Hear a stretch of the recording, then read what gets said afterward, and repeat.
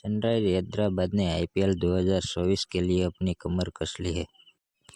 नीलामी से पहले हैदराबाद ने हैरी ब्रूक को रिलीज कर दिया था, क्योंकि ब्रूक टीम के लिए एक घाटे का सौदा साबित हुए थे।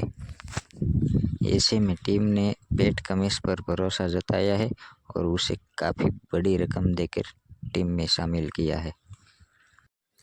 हैदराबाद ने अपनी 25 सदस्यीय टीम तैयार कर ली है और उसमें से 8 खिलाड़ी विदेशी हैं।